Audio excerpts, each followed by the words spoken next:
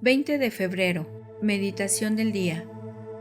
Mira si voy por camino equivocado. El amor estaba esperando dentro de nosotros todo el tiempo.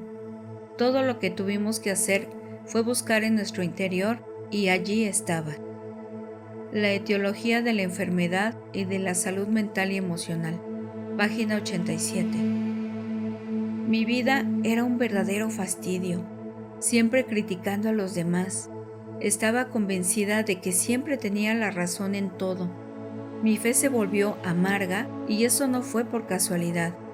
Ahora sé que aquellos que decimos tener fe sin tenerla, tocamos fondo con más fuerza.